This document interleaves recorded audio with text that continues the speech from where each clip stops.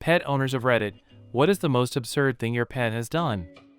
My dog, 75-pound lab/golden mix, used to try and lick dirty plates in the dishwasher. One night I was minding my own business and washing dishes when I look down and see her going to town on the dirty plates, so I use my strong voice and tell her to GTFO. Somehow, her collar got hooked on the rack, and when she tried to run, the whole bottom rack, complete with dishes, goes with her. Plates fly everywhere, several of them shattering, and she can't get away from it because she's stuck. This scares the shit out of her, literally. She sprayed shit onto the cabinets and ground in her moment of terror.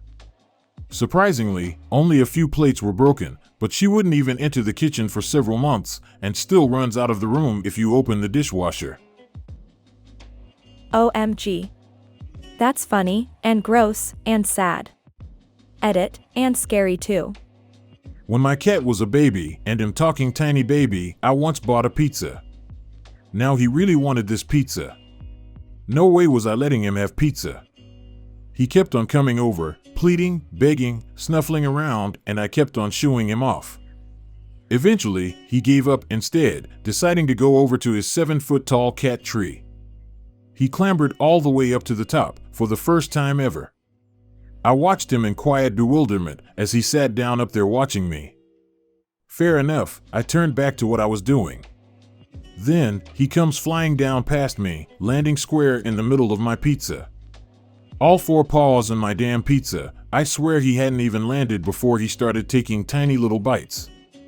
This tiny potato of a kitten had climbed up 7 feet and then launched himself across the room just to get a couple bites of my pizza. It too surprising effort to remove him, and the little guy's white belly was bright red with tomato sauce.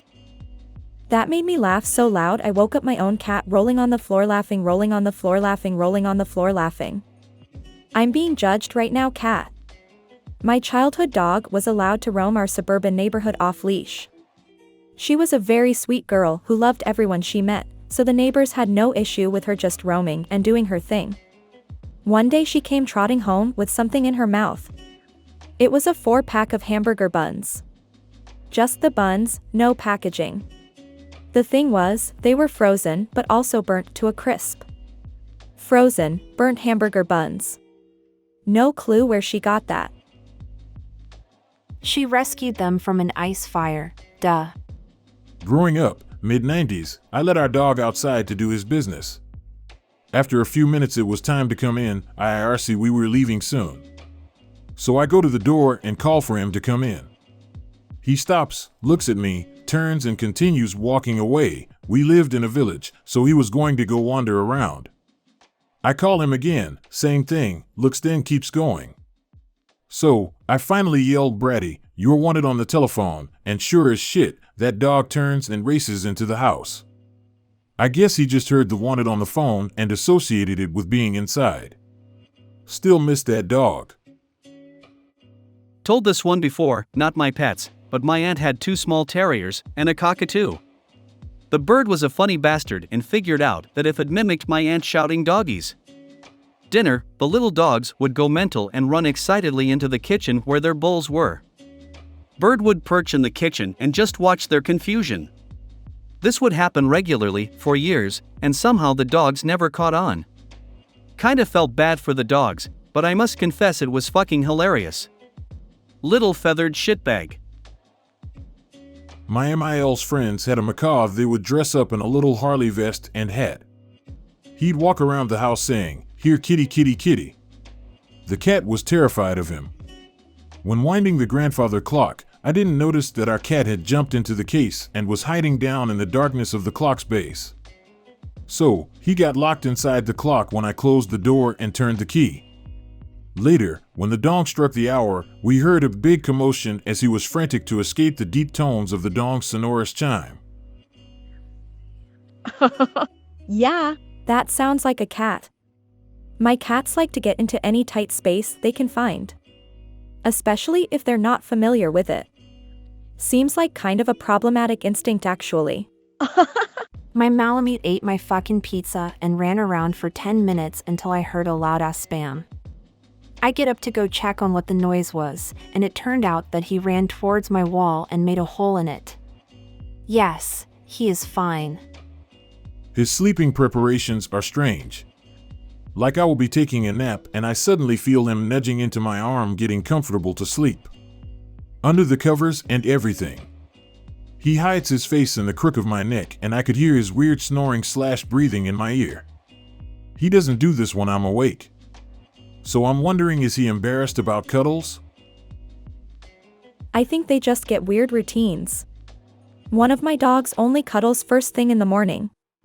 And it's aggressive cuddles. She's 65 pounds and has to come do this stomp stomp stomp flop routine to lay on top of me. Not my pet, but my friend's giant dog somehow caught a live bird this summer, then came back in the house without anyone noticing and let the unharmed bird out of its mouth. Then knocked over half the living room freaking out because there was a bird, and he was apparently terrified of the bird that he brought inside once it was inside. My friend's cat also let a live bird loose in their house. To this day I refuse to have a cat flap for my cat because I know he'd bring back gifts for me. Assign me a bedtime. He starts to stare me down when it gets close to time, then meows if I'm late. We had a cat that did that to us. She'd round up me and my husband, then curl up between us for us both to pet her. My childhood dog had a very bad habit of jumping on the counters and grabbing food. He seemed to always reach it no matter how far and we pushed it in. My mom was making a cake for a birthday and letting it cool on the counter. Since it was such an important occasion, she sprinkled a heavy line of cayenne pepper around the perimeter of the cake to deter him. It didn't faze him. He licked up all the powder like an appetizer and then ate the cake. He had the most personality of any dog I've ever met, and he was the best pal I could have asked for growing up. I'll always miss him. At my house, things like that have to be stored in the microwave or my cat will eat it. Puked in the fish tank. Different pet, makes me hold her like a baby in the bathroom, on her back, head supported, forehead kisses required. Dragged a whole bag of powdered sugar around the apartment, antiquing the whole place. Then licked himself clean and projectile shit out of his litter box across the laundry room and up the wall. Projectile shit had me rolling. I can imagine the poor cat making brown watercolor art on your wall. LMAO. Demand cucumber and actually eat it. If the rabbits get it, the dog must get it too. It is law. That is my dog's favorite snack. My Maine Coon, 3 Yam, has a mountain of toys. Love to play with them. One day I had finished eating and balled up my paper napkin super tight. It fell on the floor, cat got it, and wanted to play fetch. So I retrieved the napkin, grabbed one of his toy mice and tossed it. He ran for it, but came back empty-handed. I tossed the napkin, and he went for it. Came back with it, and now his favorite and only toy he plays with is a balled-up paper napkin. The money I could have saved. Harry, is this you? Came back home once after literally a 15-minute walk to the local shop. I found my dog sitting in a frying pan on the stove. Dog, put a fork in me, I'm done with your leaving the house bullshit. You, face with raised eyebrow. My dog doesn't understand that whacking her snout off the floor is not supposed to be a part of sneezing. LOL, it'll be all quiet and amp. We hear a sneeze followed by a loud bang against the floor. BC, she doesn't pick her head up high enough for like 5 years now. It's so absurd, but I love her so much. My dog does that too, and she was the first I had ever seen do that. Managed to fall off the windowsill, Tarzan swing into the TV on the curtain, knock the TV off and then smash the TV against his cat tree. Broke out of his terrarium, which conveniently isn't that far from my bed. Except that he likes to be warm, and it was midwinter, and the room temperature, while bit on the chillier side, is still quite comfortable for humans, is uncomfortably cold for him. But there was nice warm human on that bed, so that's where he decided to go. And I woke up with almost 8 feet of boa constrictor partially coiled around my arm. And snake poop on the edge of the bed.